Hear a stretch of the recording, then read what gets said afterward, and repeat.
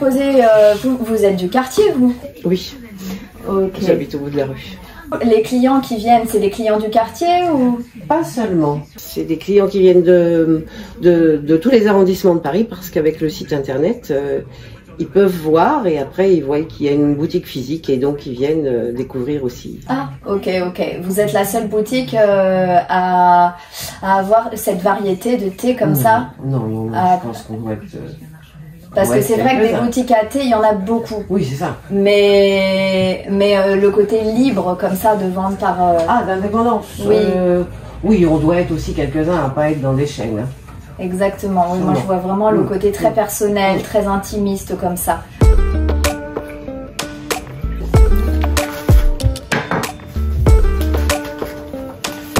Et Vous m'avez dit avec 100 grammes de nuit blanche à Saint-Pétersbourg, le chinois. Ah oui, il est bien corsé, il est fort, on sent bien le vert. Qu'est-ce que c'est comme thé? Il est très végétal, c'est un thé japonais, on le reconnaît à son goût caractéristique on sent végétal. D'herbe. Ok, et comment il s'appelle? Il s'appelle Miyazaki, de la région d'où il est cultivé, Tokuju. Tokuju. Ok. Mais ici, c'est un magasin où il y a une gamme de thé japonais très importante. D'accord. Voilà. Beaucoup de personnes connaissent cette boutique aussi par rapport à la sélection de thé japonais. Mais en dehors des thés japonais, il y a aussi toutes les autres provenances. Chine, Japon, Inde, que ce soit pour les thés verts ou pour les thés noirs. Il y a aussi une gamme de thé blanc et une de thé noir. D'accord, ok. Vous pouvez m'en montrer. Enfin, moi je sais pas, hein, je te suis Daniel, tu me montres par exemple celui que les gens accrochent le plus, c'est lequel par exemple? Ou toi, tu penses de tout le magasin? Oui. Le plus du magasin, le plus apprécié, c'est celui-ci, un thé noir. Ok. Avec de la bergamote. Ah, ça sent extrêmement bon. De bleuet. Voilà, thé noir à la bergamote et aux fleurs de bleuet. Ok, cool. Ah ouais, c'est vraiment on voit vraiment le bleuet et ça a une odeur extraordinaire. Très fleuri. Très fleuri. Ok. Et puis il y a le fameux thé fumé, le Lapsang Souchong. Viens voir. Ah, je viens. Oui, fais le tour. Je fais le tour. Donc quand est-ce que vous avez ouvert cette boutique? C'était un samedi. C'était un samedi? C'était le 12 mars 2005. Ah, 12 mars 2005. Ça fait 17 ans. 17 ans. 17 ans, l'espoir. Ah bah, c'est bien, on est le 17 aujourd'hui. Et vous avez été en Chine? Vous avez été en Chine non, au Japon? Non, je n'ai pas voyagé jusqu'ici. Vous avez voyagé dans votre tête? C'est ça. Ou avec ce magasin et tout l'été vous voyagez? Voilà. Des avec fois, les odeurs aussi. Les odeurs, c'est ça, hein, c'est extraordinaire. Ok. Bah écoutez, Daniel, moi je vous suis, vous me faites une petite visite guidée du reste de la boutique. J'ai vu des choses qui m'intéressaient, j'étais un peu intriguée. Donc là, c'est un espace réservé un peu aux tisanes. Ok. Ici, tu as tous les rooibos. D'accord. Et ici, quelques plantes, des infusions de fruits, également du maté. Ah, du maté, oui, c'est vrai, tout le monde adore. Alors, tu peux nous dire la provenance du maté, par exemple? Celui-ci, c'est le Brésil. Là, donc, il y a deux produits de maté, de deux régions différentes. C'est pour cette raison qu'un est bio et pas l'autre. Le maté, c'est quand même une boisson assez théinée, même si elle ne fait pas partie de la famille des thés. Il y a beaucoup de théine dedans. Oui, on fait même des boissons froides avec ça. On peut faire aussi des boissons froides. De manière comme un soda, enfin aujourd'hui on en voit. Oui, mélanger, ça va bien avec le citron, la menthe. Alors là, ce qui est intéressant dans ces deux produits-là, c'est un mélange de fruits. D'accord. Que du fruit séché. Ah ouais, là c'est vraiment... Une boisson qu'on peut faire chaude ou froide. Attends, bah moi je regarde, tu m'as donné la petite pelle. C'est vraiment assez hallucinant à voir parce que tu as les petits fruits. Alors les petits fruits, qu'est-ce que c'est, tu sais? Il y a de l'orange. Oui. Il y a de la citronnelle. C'est toutes les petites branches pointues là, tu vois. Ouais. Il y a des hibiscus. Oui, je vois ça. Moi j'adore ça. Voilà. Il y a des écorces d'orange. Ouais. Il y a de la pomme aussi. Ah, de la pomme. Ok. Oui. Beaucoup de fruits. Beaucoup de fruits. Bah c'est ça. Hein. Et ça, c'est plus à boire le matin. Enfin, les gens te le prennent pour le matin, pour le tea time avec une pâtisserie. Voilà, toute la journée. On peut même le donner aux enfants. Ça, c'est vrai, c'est important. Ouais, parce que c'est doux. Et il n'y a pas de théine. Il n'y a pas de théine, c'est doux. Ok. T'as pas mal de rooibos. Ouais, 12. C'est une gamme qui s'est quand même agrandie au fil des années. D'accord. Et le rooibos, du coup, d'où vient sa provenance? Parce que Afrique du Sud uniquement. Afrique du Sud uniquement. Ok, là je vois le rooibos thé rouge calmant, de fruits, orange, gousse de vanille, bergamote. Ah, des fois il y a des mix bergamote. Et là notamment, celui-là est génial, caramel chocolat. Vas-y, regarde. Ça, bah écoute, vas-y, regarde. Tout le monde, presque tout le monde aime le chocolat, on va dire ça comme ça. C'est un côté gourmand. Donc, ah oui, c'est extraordinaire au niveau. Ah ouais, il y a vraiment le goût de chocolat. Là. Donc moi je vois vraiment là qu'il y a un goût. Tu l'as senti? Ouais, en plus t'as laissé les écorces des fèves de cacao. Exactement. Et des amandes. C'est extraordinaire, hein. C'est vraiment extraordinaire. J'ai l'impression que c'est comme de la terre de chocolat. C'est vrai, hein, c'est vraiment appétissant, c'est gourmand. C'est automnal. Pour Noël, pour Christmas, pour Noël, c'est génial ça, non? Les gens bio. C'est bio et c'est bio. Bio, il y a tous les termes aujourd'hui, mais enfin en tout cas c'est doux, naturel, on sait que c'est fait avec la nature quoi, c'est la nature même. Oui, parce que c'est de la fève de cacao crue.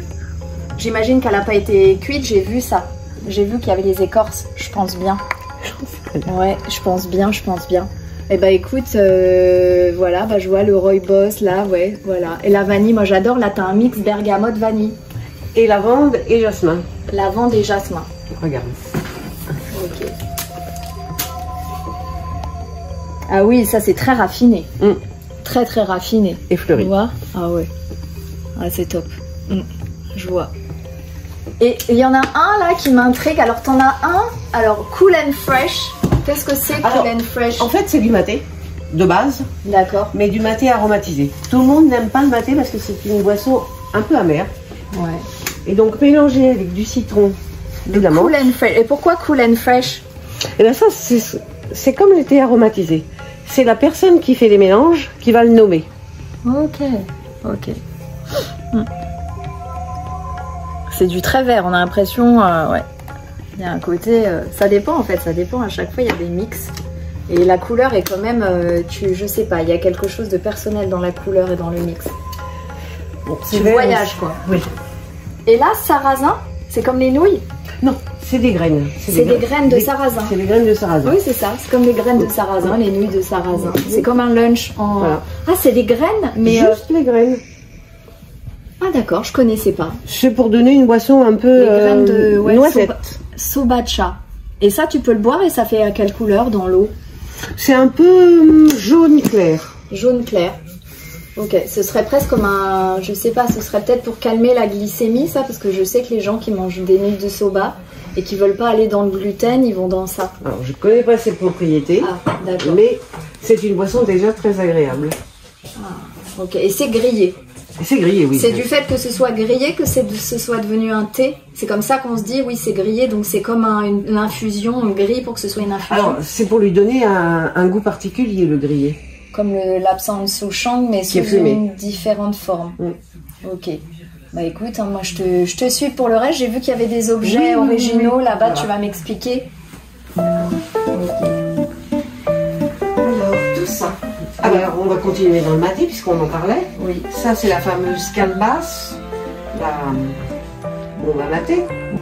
Donc ça, c'est la calebasse. La calebasse à mater, en fait, c'est une courge qui est creusée. Tu vois, c'est encore un fruit. Dedans, on va y mettre le maté, mais on ne mettra pas autre chose, hein, parce que c'est poreux et sinon ça va s'imprégner. Et là, tu as différents designs, c'est ce que je vois. Oui, c'est ça. C'est beau. C'est pour l'esthétique. C'est beau. Et ça, c'est la bombilla. La bombilla, c'est la paille à mater. C'est celle qui va être mise dans la calebasse, juste pour consommer. D'accord. Tu vois? Et là, tu as différents designs, c'est ça? Voilà, c'est ça. C'est extraordinaire, exactement. Ça c'est très beau. Hein. Moi, j'adore ces histoires. Ok. Je te suis. Tu me montres. Alors ici, il y a quand même des fleurs de thé. Ah oui, exactement. Et là, on dirait des hiéroglyphes sur le... Oui, c'est des pots en terre qui conservent le thé. D'accord. Alors la fleur de thé, c'est juste une composition de bourgeons. C'est attaché par un petit fil. On met des fleurs à l'intérieur comestibles. Oui. Et après, quand ça va être au contact de l'eau, ça va se développer et la fleur va s'ouvrir. Oui, ça je sais parce que j'en buvais beaucoup. Notamment, c'est vrai qu'en France, dans les restaurants, c'est pas très commun. Ça dépend où tu vas. C'est vrai. Mais oui, c'est vrai, à chaque fois que j'allais, j'avais un petit restaurant en bas de chez moi. Et il y avait à chaque fois, je leur demandais, c'était là pour voir la fleur dans le verre. Ouais, c'est très joli. Ah oui, c'est magnifique. Ouais. Et là, alors en fonte, je voulais que tu nous parles des théières en fonte. Alors, la théière en fonte, son intérêt principal, c'est qu'elle garde au chaud. Qui construit, enfin qui fabrique? Le fabricant s'appelle Iwashu. Iwashu? Je crois que ça vient de Tokyo. De Tokyo, ok. Et toutes les théières japonaises sont signées.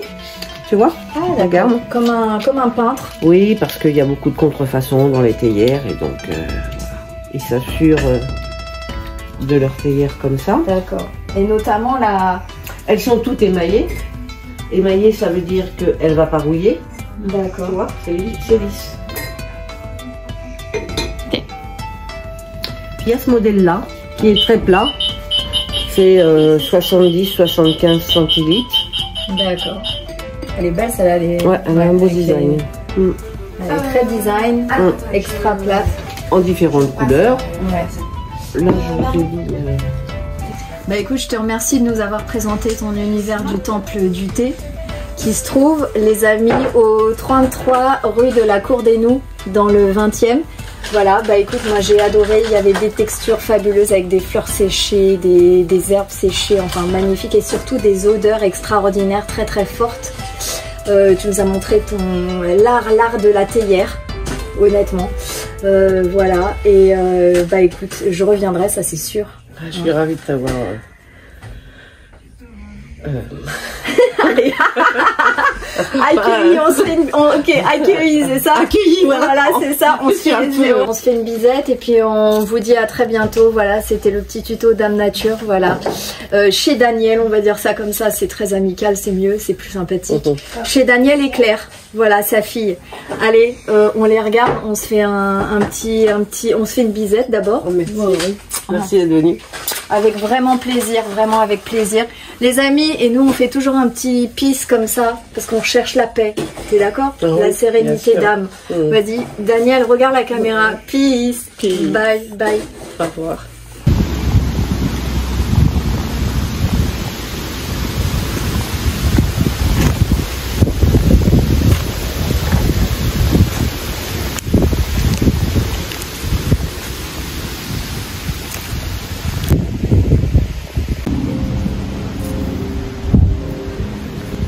Voilà, on est au château de Corrence, on va aller au salon de thé. Là, on a les jardins avec le domaine. Et voilà, génial. Là, on va aller voir après le jardin japonais. Mais d'abord, on va se prendre un petit gâteau au chocolat avec un petit thé. Bonjour. Bonjour. Ça va bien? On peut prendre un thé, c'est ça ici? Oui, c'est ça. Et la dernière fois, chez vous, il y avait une odeur de gâteau au chocolat extraordinaire. Vous en avez là? Alors là, oui, on a du gâteau au chocolat. Génial. Et ça existe depuis combien de temps ici? Ce petit tea time, ce petit salon de thé? Ça fait longtemps, Ça fait, je sais pas, 50 ans? Non, juste le salon de thé. Non, quand même pas. Non, je pense que ça fait une dizaine d'années. Une dizaine d'années. Et c'est vous là, vous cuisinez, vous faites le gâteau au chocolat maison? Oui, je fais maison. Génial. Bah voilà. Ah, toile de jouet. Vous avez quelque chose avec la toile de jouet ou... Il y a un designer là qui fait le grade? Non, pas forcément, c'est nous qui avons acheté. Et je vois les matières naturelles avec les tables en bois, les chaises en bois. C'est intentionnel, tout ce petit décor. Ok, bah on va... On s'assoit où on veut si j'ai bien compris, et puis il y a dehors aussi. Alors oui, vous mettez où vous voulez, soit côté jardin japonais, soit côté... Ouais. Donc voilà, on est au domaine de Courant, je me sers le petit thé du salon de thé avec le jardin japonais que j'ai en face de moi. Et voilà.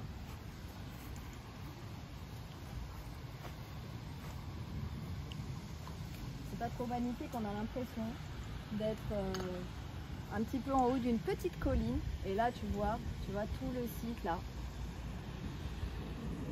C'est magnifique ou pas? Ben voilà. Et en final, pour les gens qui veulent, tu vois, quand tu es vraiment enfermé à Paris et que tu connais pas trop la nature, ben en fait mon but c'est de vous emmener dans la nature, de connaître vraiment la végétation, chaque petite feuille, chaque nervure, chaque fleur, de pourquoi, du pour qui, du comment, chaque saison, qu'il y a un légume à chaque saison en fait. Tu vois, il y a des légumes et des fruits. En fait, il faut respecter les saisons. Quand tu cuisines, tu peux pas te dire en plein hiver, je vais manger des fraises et je vais les acheter dans un marché, dans un supermarché parce que ils les ont fait provenir, je sais pas, de très loin, parce que non, il faut toujours rester en fait au plus proche de la nature. Donc c'est au plus proche de ce que tu as dans l'environnement que tu as. Jamais être éloigné et t'éloigner de ce que tu as aux alentours. En fait, c'est vraiment important de respecter, d'avoir la gratitude pour ce que tu as autour de toi. Il y en a qui vont en général chercher très loin, alors que tout est très près. Tout le monde le sait de toute manière, mais le font pas. Donc voilà, et là quand tu tournes, tu vois, franchement, je vous amène,